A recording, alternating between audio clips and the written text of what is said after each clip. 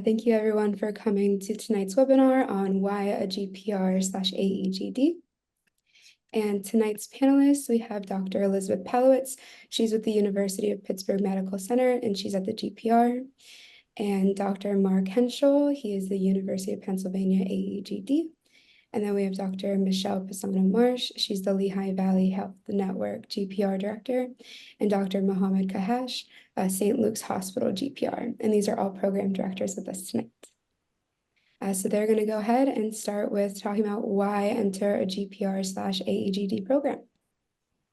So that's mine. Hi, everyone. I'm Dr. Beth Palowitz. I'm at the UPMC and University of Pittsburgh School of Dental Medicine, GPR. We are our program is dually administered by both institutions.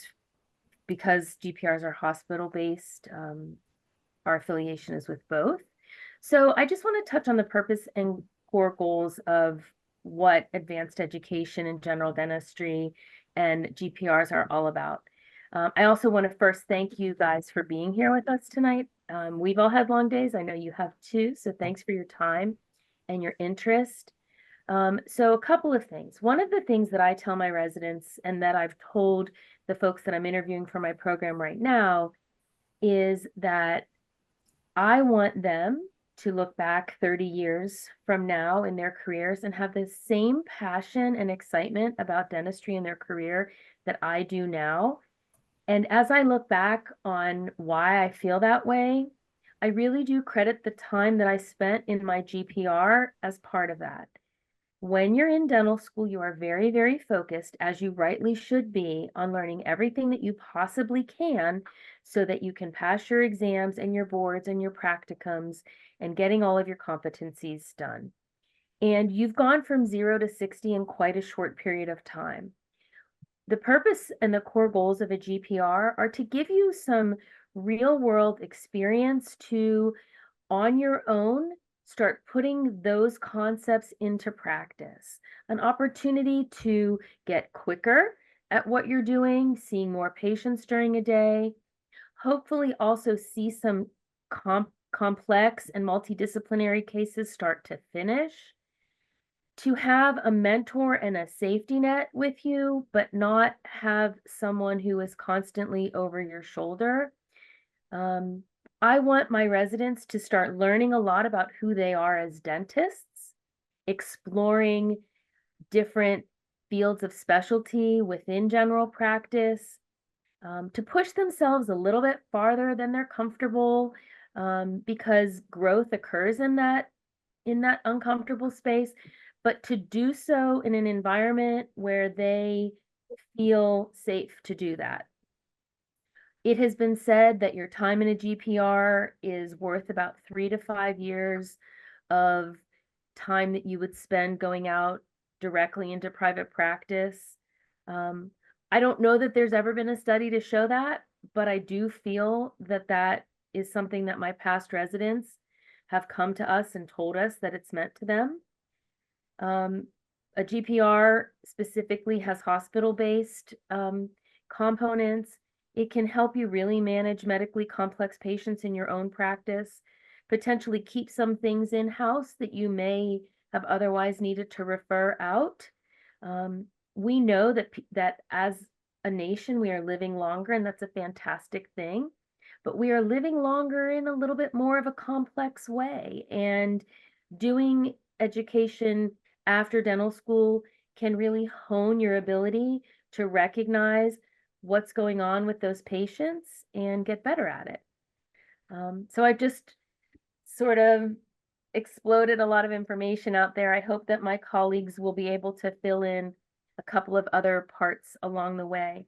But again, the purpose and the core goals of these programs are to be that next step for you, to encourage you to find out a little bit more about who you are as a dentist.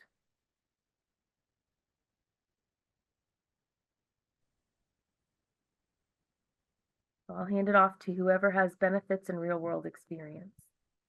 Good evening, everybody, and thank you for spending your time with us this evening. My name is Dr. Mark Henschel, and I am the AEGD Program Director at the University of Pennsylvania here in Philadelphia. Benefits, real world experience. As my colleagues and you all can attest to, dental school lays the foundations, the fundamental skills that you need to graduate from school and be declared a competent dentist to do no harm when you're in the private real world sector. My true belief is that in those 4 years of dental school, it is very difficult to really enjoy, to really get the fundamentals to the level that you really would need them to be and like them to be to entertain this, shall we say, very competitive real world marketplace as dentistry has now become. Some of the benefits of an AED program: it is not a hospital-based program, not to belittle any of my colleagues who are in hospital-based programs. That's not what I'm saying. We're university-based. And being a university-based program allows you to pick apart the multiple dental specialty programs that we have at the university, to be able to become part of this multidisciplinary team, as Beth so aptly said before. And we can begin to do complex procedures that are above and beyond what you do in your D3, D4 dental school years. I love to emphasize to my incoming residents, there is always this fear that a AEGD program in a university is just like a D5 year of dental school. I can attest, and I can let you know, once you speak to current residents, you will find that the caseload and the casework that you do perform dentistry on is above and beyond what you get as an undergraduate. Yes, we deal with diverse patient populations. Yes, we deal with complex medical histories. Yes, you have opportunity, at least at Penn Dental Medicine, to be enrolled or to work within the oral surgery, the endodontic, and the periodontic clinic under the guise of the specialists that function within those clinics. You're doing more complex dentistry. There's no question about that. And yes, like I said, we have complex medical patients, no question there. We are also starting an inaugural collaboration with Penn Medicine's oncologic teams, where we actually do, and I don't like to call it clearances because there's really no such thing as medical clearance or dental clearance, at least in my mind. We do their pre-consultative reports to prepare patients for head and neck radiotherapy, for BMT, HST therapies, and the like, which actually will prepare you in the real world because, again, as Beth previously said, population is growing. We are aging. There are going to be chronic medical conditions that we will need to know how to take care of and how to manage in our patient population. And yes, I will give kudos to the AG program that we have at Penn Dental Medicine, and I would implore all of you to go forward and really be the best that you can be. There's plenty of time for you to make money. I know that is one thing a lot of students will say: I need to get out in the real world. I have so much in student loans to pay back, et cetera, et cetera. But 1 year additionally out of your life to get enhanced training, enhanced skills, as Beth aptly said before, is equatable to 3 to 5 years of dental practice experience, which again, entering competitive marketplaces, especially with corporate dentistry, will be a plus for you. I thank you very much for your time. Good evening, everybody. I'm honored to meet with you today. Thank you for joining us. I've been through GPR and I've been through AEGD, and I'm the program director now at St. Luke's Hospital in Bethlehem. I've been with the program for 20 years. So just recently, I received an email from one of our graduates that finished 2 years ago, and she sent me an email regarding she was seeing a little kid, 7-year-old, and had severe decay on tooth number S and T, and the mom was looking unhappy. She went to 2 different dentists, and the general dentist wouldn't treat the kid, and the pediatric dentist couldn't, didn't accept her insurance. So she was complaining to my resident that she's been jumping around and she wants to stick with one doctor or one dentist.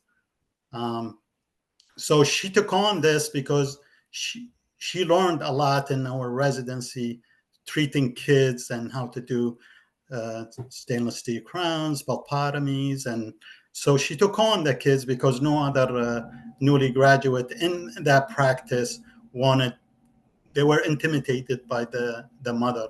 So she took on this and she felt very confident that she could do it. So even her bosses were very impressed with the knowledge she had and how she treated the kids, since she got that extra training without even going to a pediatric residency. So just from that, just from messaging us and talking to us, that create a mentorship and a networking. And that's what I wanted to emphasize, that as mentors, we still can help you find a way, but you still have to follow your own map. Also, we'll be coaches, and that means we'll walk with you through the whole procedure if you need it, but we're trying to make you to do things perfectly the first time. It's not really practice makes perfect for us. It's perfect practice makes for perfect in a residency. So that will be our mentor and coaching. Also, we sponsor a lot of the career development. You'll be meeting most of our attending have private practices. You can throw ideas at them, and that's where the relationship and networking with the dental professional can facilitate your maturation in this 1 year. And some of you will use that as a guide to maybe go to a different residency or go to a different specialty. And that's what helps having that 1 year completed. So that's all I have. I guess we can go over some questions that the audience had. All right. And I am Dr. Pisano. I was here to talk about number 4, personal growth and confidence building. And I do think that there is a tremendous amount of growth that happens in this first year in practice, because I think both an AEGD or a GPR, we very much try to mimic your experience in private practice. So that's what I would consider it, your first year in practice. And it's your first year in practice with the world's best safety net. You're not going to get into deep weeds because we are going to be there. We're going to have your back. We're going to guide you and mentor you through advanced experiences, as everyone else has said, which is exactly true. I've been in meetings with some of these program directors before, so they've probably heard me say this before, but we are so fortunate that we are in a profession that is constantly growing, constantly learning more and getting more in depth and involved. But we still have the same 4 years in dental school to teach all of that material. And I'll be honest with you, quite frankly, it's not enough time. You get a lot of great skills, but if you want to be able to do those more complex cases, if you want to treat those more complex patient populations, which in all honesty is becoming the majority of the patients out there, you really need to enhance the skills. The skills that you learned in dental school are your starting block. And what we are looking to do is take you to that next level. And because you got us all during interview season, I will be very candid and tell you, I spent most of my day today going through applications and reading many, many wonderful recommendations from your faculty. And I will be candid in telling you that what your faculty says, even if they love you, they say they are excellent, they have a good basic skill set and with the growth that they can achieve, they will become a wonderful practitioner in the future. So they recognize that there's another step that is really needed. And you can do other things, but I think that you are not giving yourself the full advantage that you could have. And if you spend that additional year just learning how to talk to your patients, learning how to talk to other specialists and other dentists, and just getting ideas from different sets of people who went to different schools than the one that you happen to be in, is just absolutely invaluable and will certainly launch you on a much better path as you go forward.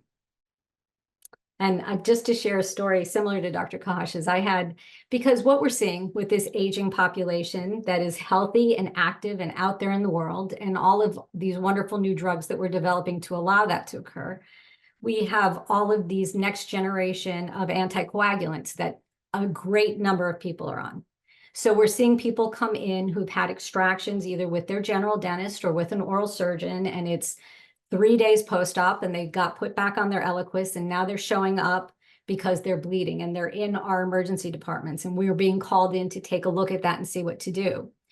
And we handle those things, and you learn how to handle those things so that if it's your patient when you're in practice, you're going to know what to do. Because I had someone who graduated from my program 2 years ago, and he called me up because he was so proud because he's in this office down in Virginia now. And they had someone come in who had had extractions at a specialty office, and it had an immediate denture and started bleeding a few days later. And so they showed up at their dentist's office, not their surgeon's office, and said, "Oh my goodness, what do I do?" And he saw everyone getting tense about it. And he said, "Oh, this isn't a problem. Here, you know what? Come and sit in my chair, Mr. Jones." And he took care of it. And everyone was very impressed with how at ease he was and how comfortable he was and how he knew what to do in that situation. And that is the invaluable thing that you get by doing one of these programs. And I think that's what I wanted to say. Okay, wonderful. Good job going over the importance of a GPR and AEGD program. We had some pre-submitted questions, which we will go over first. I will read them off, and then the directors will answer them as they choose. So the first one is, what is the differences between a GPR and AEGD? Well, I can answer for the AEGD portion. Ours is university-based, it is not hospital-based. And that's the major difference there. We still do all the disciplines of dentistry that you would do in a GPR program. We still see medically complex patients. Actually, 40% of Penn Dental Medicine's AEGD program is spent with treating patients with varying types of disabilities. One of our community campuses that my residents rotate through is Penn Dental Medicine at the Mikey Faulkner Dental Center in Langhorne, Pennsylvania, which for those of you who know what that is, fantastic. For those that don't, it is basically a facility that houses approximately 650 people with varying types of disabilities. They have a school open to the community that brings in an excess of 15,000 people a year to the facility. And we basically treat the dental patients that are there. So there's plenty of opportunity to deal with medically complex at the university, also dealing with those who are disabled. There is no on-call. I know that was a question down the list here, so I'll answer that in advance. As far as this AED program, there's no typical on-call situation.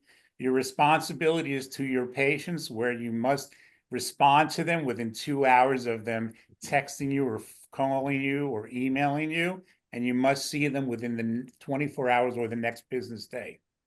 If it is over a weekend, we do have situations available at Penn Dental Medicine where actually faculty on staff at Penn Dental Medicine are actually doing the emergency call over the weekend. So the residents don't truly have to deal with that.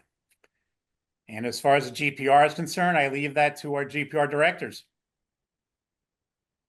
I just want to make a comment about being on call. I think that it's important to understand what that looks like. And I can't speak for my colleagues in the eastern part of the state, but I can just say that at UPMC Pitt, where my program is, there are 3 residents in the program.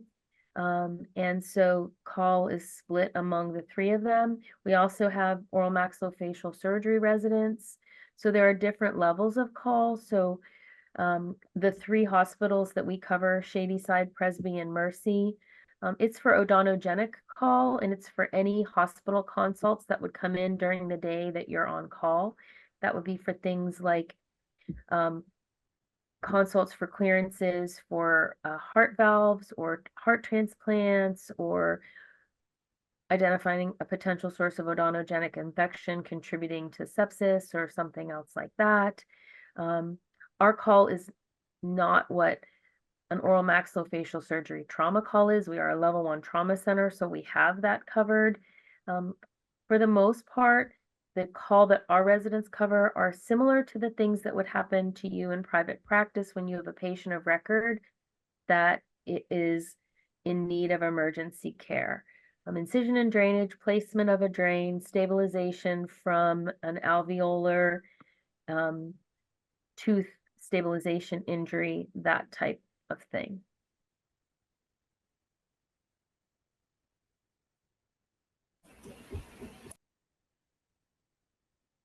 Yeah, it's a tough question because we each know the area that we're in and don't pretend, at least I can't say I can't speak for the difference because I did a GPR, I'm at a GPR, I know GPR. Same here. Well, I did an AGD, and I've been the director for this program for 20 years as a GPR director. And I think it's not much different when it comes to the education you'll get. It's more school-based type of education you'll get at the AEGD, where you get all the didactics, and you'll do a lot of, let's say, pros type of procedures that they do. That's what I did most of my pros, I would say, at the AGD program at Temple. But I mean, anything that's done during the AGD, you can do, it's done in the GPR program. So I think there is a similarities. As I mentioned, it's more hospital based with the GPR, and you have to do on call. I think that's the main difference.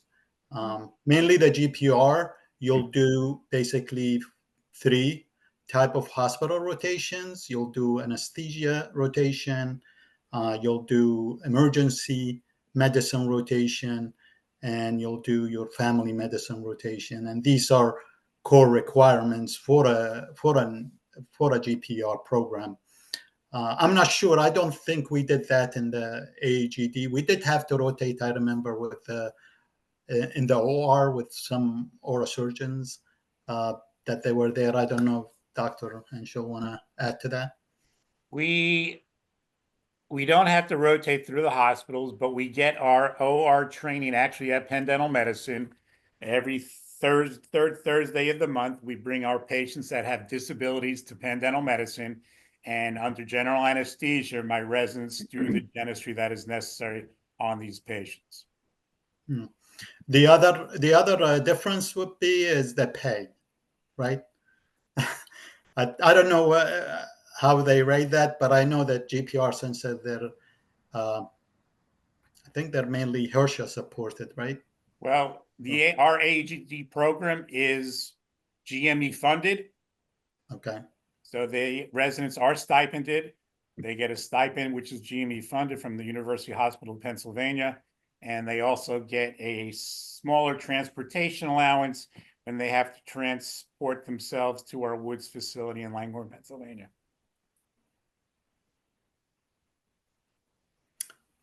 Okay. Dr. Pisani, you want to go over the pros and cons? And I'll do the how can I find a good program?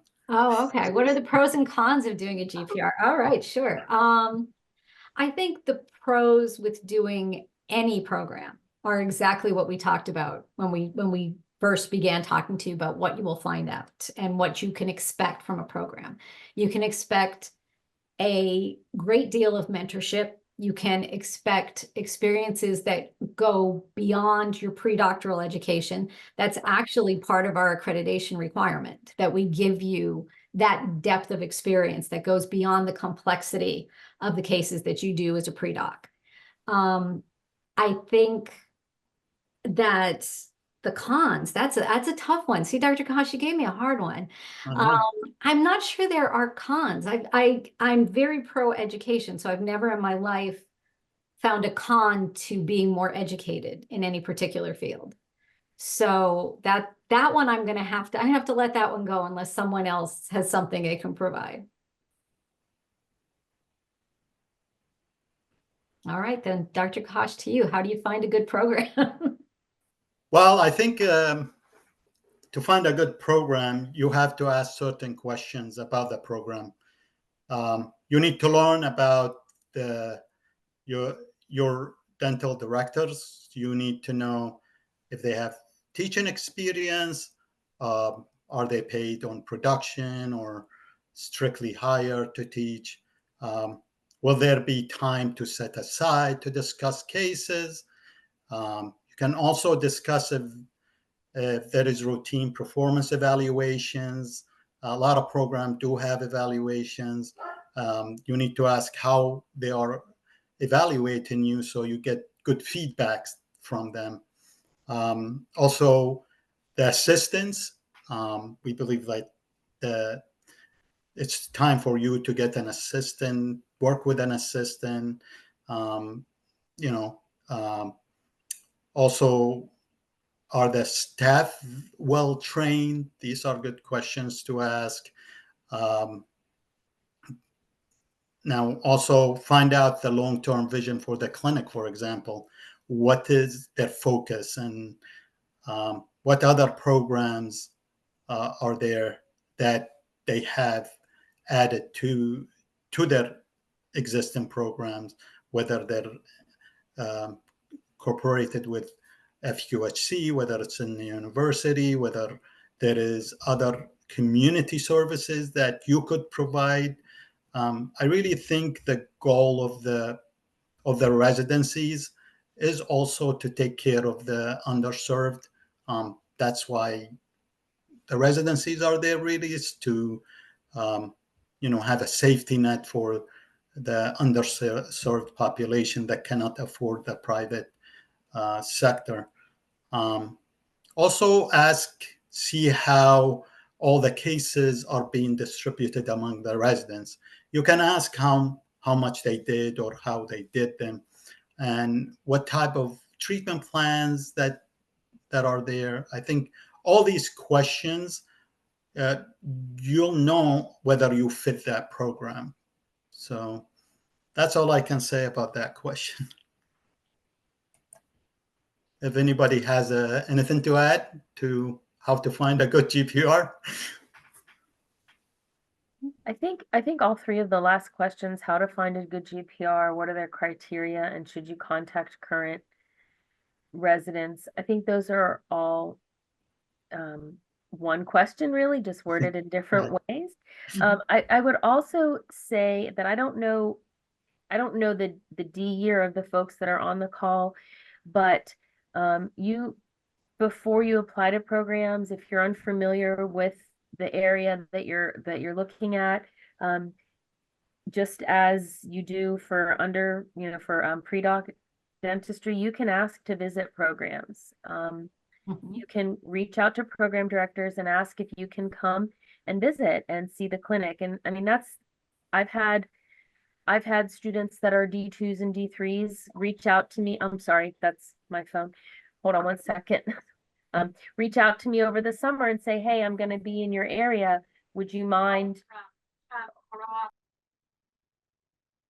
And honestly, I think that the best thing you can do for any program you're interested in is visit, because if you're going to spend a year of your life and that's going to be your dental home, you should know that it feels like your dental home, but you should also definitely contact the current residents, because there is no one who knows what it means to be a resident in that particular program like the residents who are living it right now. I think it's also really important to have an idea of, in your mind, what you're looking for from a lifestyle and an area of the country. I mean, so GPRs and AEGDs are 1 year.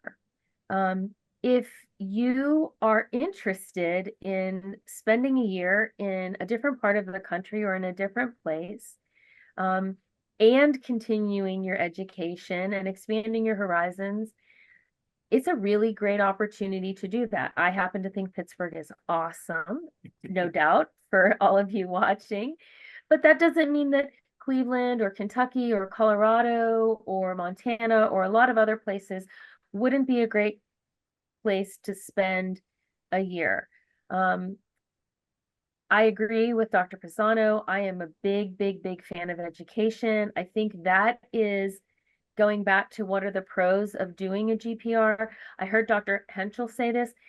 You can have fun in your program in a way that you did not have fun in dental school. It's a time to start really loving the profession and starting to see what things really interest you, and to start understanding that this is a lifelong journey of education. And for me, that's what I try very hard to instill in my residents.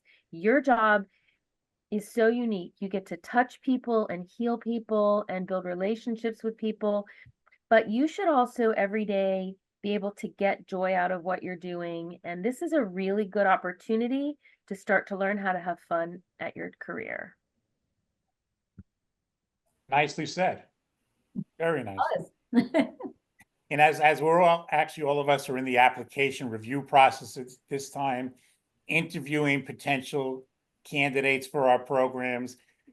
Again, I don't know where in the D years you are, but if you have not yet applied and you will be applying, I mean, some important factors you really should consider, and I'll emphasize what's been previously said, is you really need to become familiar with the program that you are applying to. Everything is out there that you can find the information about. Really research before you apply to the programs. Your letters of recommendation, we find when my group of faculty review everything, are very important. But more so than that is in your personal statements, in your CVs, resumes, whatever you want to classify those out. What makes you stand out as the candidate that we all would like to see in our program over the 20 other people that we're reviewing at the same time? I find that to be very important, and you'd be surprised as to those that we've selected into our programs with, how they've stood out. And again, another thing, I know it's difficult, but you all probably do, dental case portfolios. But occasionally, if you have done a case that you're really excited about and that you're really happy about, I know in your interview process, maybe if you want to spend some time in discussing that case or showing a few slides of that case to your interviewers, that could go a long way as well. And as far as how you would reach out to residents, Google is your friend. The program that you're interested in, put in like LVHN GPR, and it will take you to the education site for my hospital and to my program. And there's always contact information there. If you contact us, we'll be happy to put you in touch with our current residents. And I think every program would feel the same. Okay, we'll go on to the next slide of pre-submitted questions. Also, if any of you attendees have questions, you can type them in the chat and we will get to them after this slide, or there's opportunity to unmute and ask your questions as well. Well, I want to take the first one because this is a fun answer. And Dr. Kahash is laughing. So how do you integrate didactics or CE into your program? So CE, you do get a stipend that allows you to take CE because we believe that education also happens outside the four walls of our institution. But for didactics, every Wednesday morning, our clinics are closed and we do lectures, and LVHN shares our lecture series with St. Luke's. So the 9 residents from St. Luke's and the 8 residents from Lehigh Valley get together and they have lectures together every Wednesday morning. Dr. Kahash lectures often to them on periodontics, and we're thrilled to have him as part of the program that we get to share. And I think it's a great experience for all the residents because it makes for a very collegial feel to things. In our program, we also integrate, obviously, didactics and CE into the program. I think our quota requirement is roughly 1,750 hours of clinical experience and 250 hours of didactic experience. Penn Dental Medicine has a robust CE program that, as residents of the university, you're entitled to take all of those courses, need I say, free of charge, never a charge. Yes, there are didactics that we have world-renowned people come lecture and speak to us, primarily lunch hour, lunch and learn seminars, usually between 12 and 1:30, 12 and 2 o'clock. But there are also curriculum that the entire postgraduate residents at Penn Dental Medicine take together. So there are a number of courses that you'll get time to spend with your co-residents in the different disciplines at the same time. One thing that I do at our program, because I think it's important to get a head start in organized dentistry, is we have the Pennsylvania Academy of General Dentistry come down and have conversation with us. And I pay to have each one of our residents join as a resident member. I think it's very important to get established with that at a very young age. And I know they do appreciate that. I think for our program, it's very similar. It's a little bit of a blend. So we also Wednesday mornings have time set aside. And then one Thursday afternoon a month, we have a multidisciplinary case conference where residents from all of the different specialty programs at Pitt will present case presentations. And what we do in those case conferences is we ask that the cases that are chosen are in progress cases and that are cases that at least two of the different disciplines are working on together. And we it's sort of an informal Q&A where we, discuss what's happening in these cases. I also am a big fan of organized dentistry. And so my residents will go to the Three Rivers Dental Conference every year. We've have an arrangement so that they don't have to pay for the conference. But for me, I like residents to be introduced to what going to a conference is like, seeing vendors. They get a stipend for whether they want to do online CE or go to a conference outside. I'm a big fan of the Chicago Midwinter Conference because only dentists would choose Chicago for February.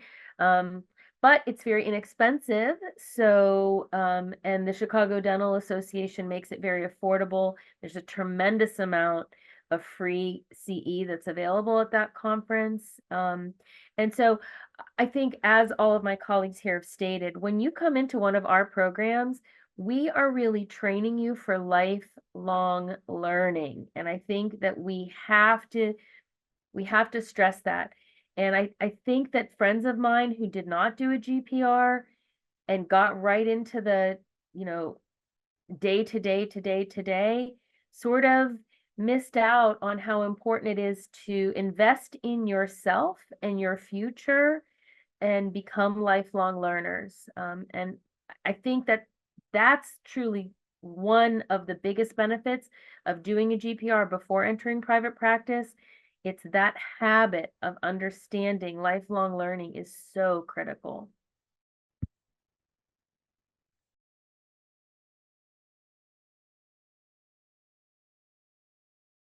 And I think, do we get stipends? The answer is yes for all of us.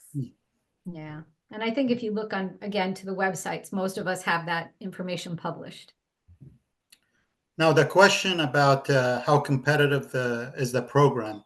For general dentistry in between 2022 2023, there were about 22,000 applications for all general dentistry. That's including AGD and GPR. And there are, I think, 290 programs in the US. The application has increased about 15% So how competitive is that?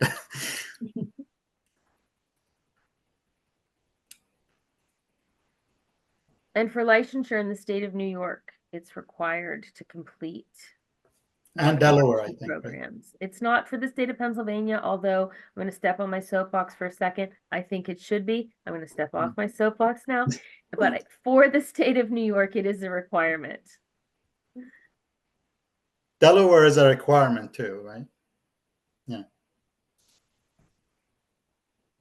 I think when you get to the benefits of doing the program before entering practice, that is another subject that we've covered rather extensively in the beginning of the program.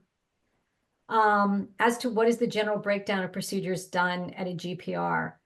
Well, you're going to ask me for numbers. That's really hard to come up with off the top of my head. But I will tell you, you will do procedures that you haven't done in dental school. I think the blessing and the curse of advanced education and being a point of access to care for the underserved is that we oftentimes are really truly becoming that super general dentist. So my residents will place implants surgically. They will do it with the periodontist there with them or with an oral surgeon there with them, but they are their patients and they will do those procedures, because if you want to restore an implant, it has to be placed.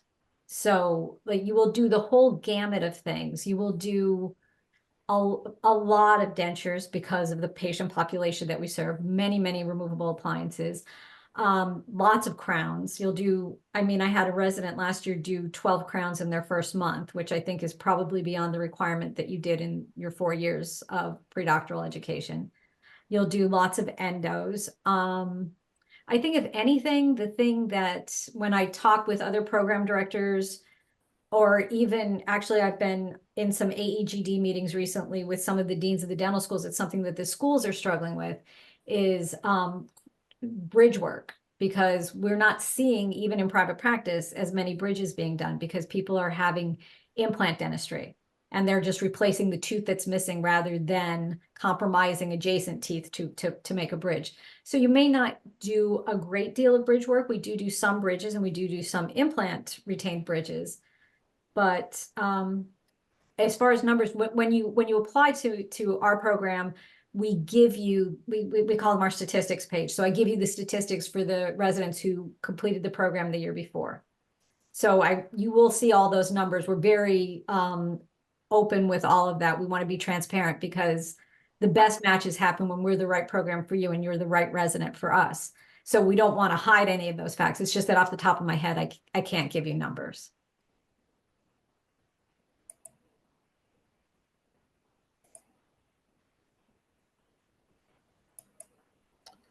Okay, we can go on to the Well, next. just to add in the program, as I mentioned, I mean, you can get the numbers from any program. If you ask for them, they'll give you the numbers. I think the key things to ask is how the case is being handled. A lot of these patients have a lot of medical conditions, complex conditions. It's not easy to treatment plan a complex case sometimes. Sometimes doing one thing the perfect way, as I mentioned, is better than doing 3 things just haphazardly without anything looking at. Just you can do 3 fillings, right? If they're not perfectly done, you'll be doing them the wrong way when you graduate or when you finish. So I think the key thing here is to see how the cases are handled and, how are the cases will be distributed among the residents. So I think that's the key questions that should be asked too.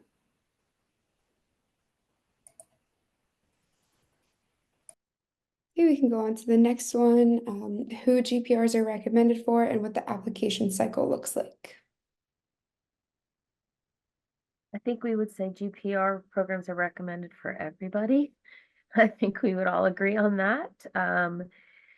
And the application cycle is just very simple. I mean, it's through the ADEA pass. I believe it opens up in May, most of us have deadlines for applications about this time. You've heard us all talking about, we're reviewing applications and interviewing folks right now. You should start to think about who that person is that you're going to ask for a letter of recommendation. The ones that are most important to us are from folks who can speak to your clinical experience and expertise. It's nice to have someone really like you, but it's also really important to have someone that can give clear answers on what your clinical experience is like. I mean, you'll get those questions from all of us. So it's nice to be able to say, well, Dr. So-and-so mentioned that when you were in clinic, you were able to manage some pretty complex cases. Can you think of one and talk to me about it? So when you're putting your applications together, remember that it should support itself. So you want to make sure that you're asking people to write letters of recommendation for you that make sense and can speak to who you are as a person. We want to see genuine applications come through the process, is what I would say.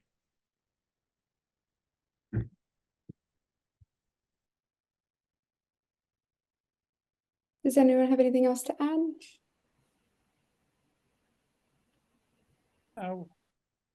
We follow the same path that application process that everybody else follows. I think PASS opens up at some point in May, and I know ours just ended October 15th. And yeah, we follow the same application process that the GPRs do. Okay, we will go into live Q&A then. There is a question in the chat, and it is stipend enough to manage paying monthly debt from dental school?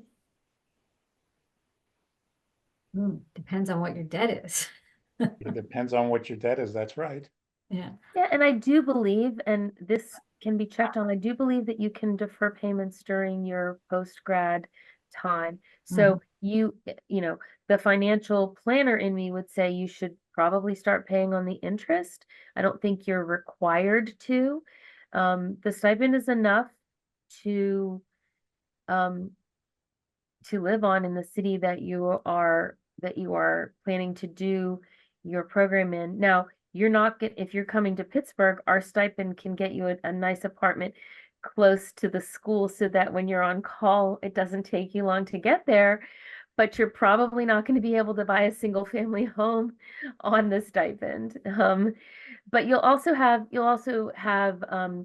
benefits. You'll have insurance benefits for healthcare and other things. So you're not going to make what you would make from one of the DSOs that will recruit you. That's just not a fact. But you will be able to live the 8 hours of your life that you're not working and or sleeping in a good manner, I think. I would agree. I would agree with that. I would agree as well. You know, I sometimes marvel that my residents have more active social lives and they're, you know, out every week and out and about the city of Philadelphia for whatever they are doing, restauranting, things like that. So where there's a will, they find a way. I think that's a great question to ask the residents that in the program. I think they'll tell you perfectly how they handle their money. Yeah, I agree. So it's a great question to ask. And then also, I don't know for your guys, but I mean, since we're a GME hospital-based program, our residents will get meal vouchers every month, just like the rest of the residents do in our hospital. Now, you know, usually the guys in my program eat a lot more than what they can get on the meal voucher for, and somehow at the end of the month, the women have more left over, but you know, that's just life. So there are some benefits that, you know, just kind of hit the accounting column that, you know, we just don't think about so much. Yeah, those soft benefits that they're there, but it's not something you're thinking of at the top of your head. I get. Well, I think the average salary in the U.S. in general, taken everything, is around 49,000, right? Is that true? And that's the last number I heard of. I thought it was a little bit higher than that, but I think I think any resident in any of our programs is above the national average of a salary. Yeah. But Yeah. they will, everyone in our, we've never had to worry about anyone in our program not making rent or, you know, No, no, other no. things like that. That's just not rent. I mean, not being able to pay for food or rent. That is not ever the problem for our residents. That's why you'll get if you go to a GPR in New York, you'll get more higher stipend than Right. Stipends Yeah. are usually tied to the community that you're in and how much it Exactly. costs. Mhm. And I saw that Ashwari asked us a question, Amanda. What was that again?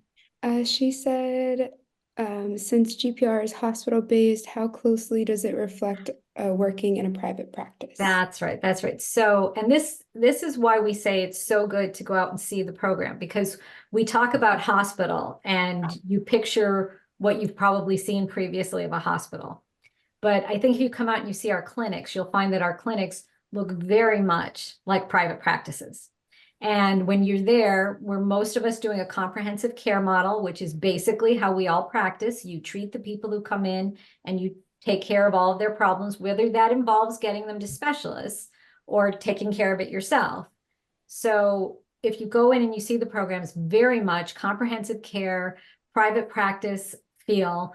The parts that are different are, and Dr. Henschel said, they also do OR cases. We go to the OR and we do those sedation cases and we do those general anesthesia cases. We are on call to the hospital. I'm also at a level 1 trauma facility. So we have oral surgeons who handle that level of care. And then we have our dental residents who handle a different level of care. And sometimes they handle, and I shouldn't say handle because the oral surgeon will be handling it, but the oral surgeon will say, I need an extra pair of hands on this case. Can you come in and help me with this?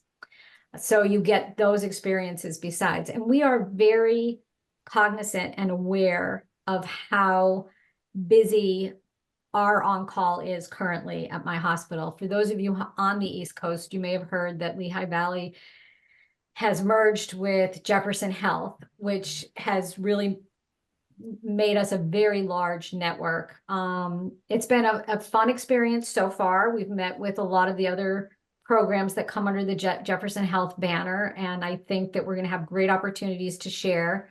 We've started doing some of that already, but when you're on call, we book you out of clinic so that you can concentrate on being on call and you can handle those situations. And when you're in clinic, and we have 8 residents, so again, it's about 7 weeks out of the year. There's 7 weeks where you're booked out to be on call and handle those things.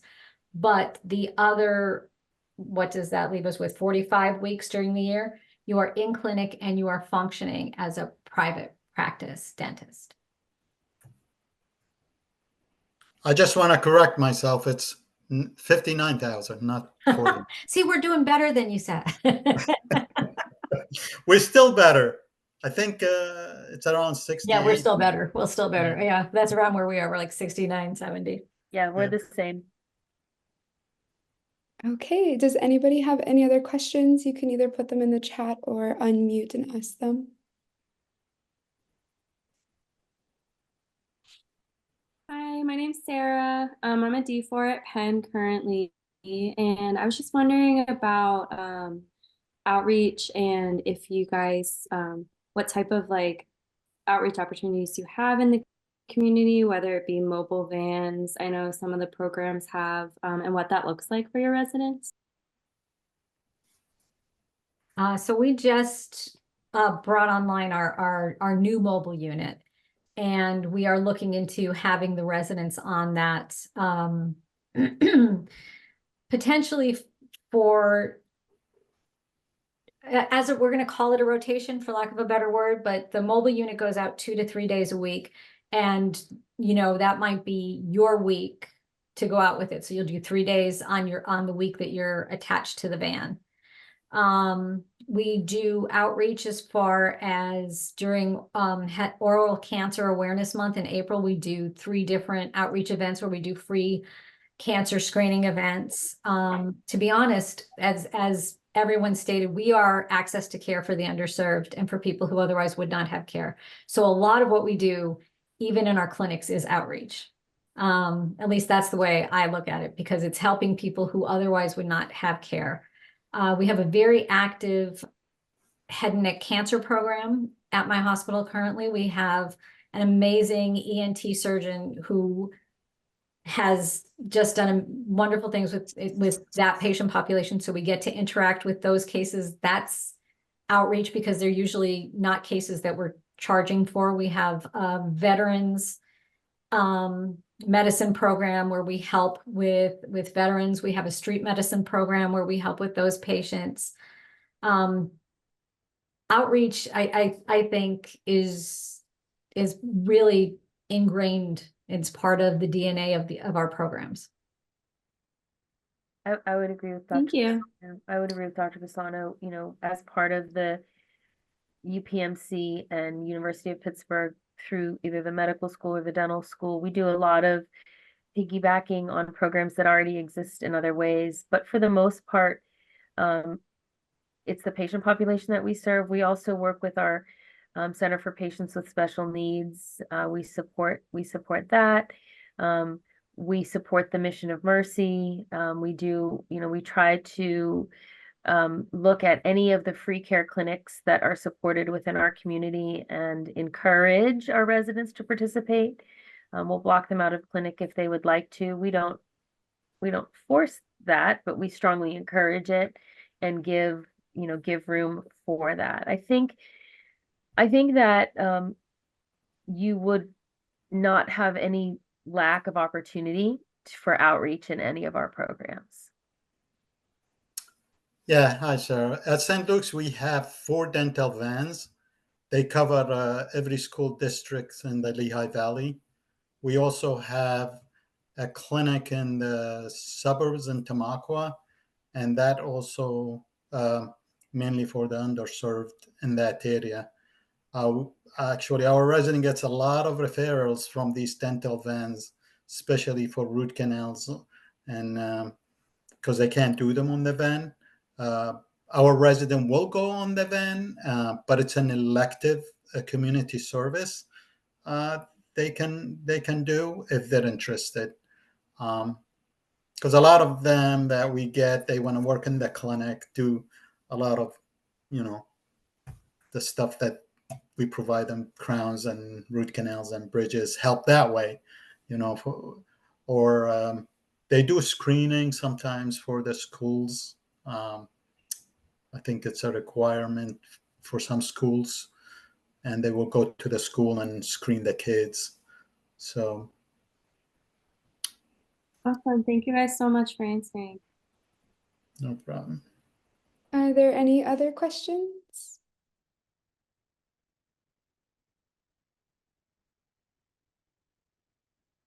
Okay, I'm going to move on to the next slide. If you think of anything in the meantime, feel free to put them in the chat as well. But upcoming on November 19th, I am also hosting a Grad 101 webinar. You'll learn about licensure requirements, the insurance that you'll need once you graduate, networking events around the state of Pennsylvania, and also a doctor who bought a practice will be there to answer your questions. So if you would like to join this webinar, there is a QR code on the screen. You can scan it to register. As a moment there. Okay, and then we also have a mentoring program. If you are in search of a mentor, we will match you with someone based on practice type, location, and specialty. You can go to www.padental.org/connections and sign up that way, and we will get you matched with somebody. Great program, Amanda. That's interesting. It is great. There's a lot of students who take advantage of it, so I encourage all of you to as well.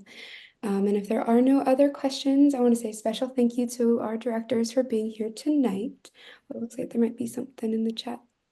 Oh, QR code again, please. We'll go back to this. I'll leave this up on the screen.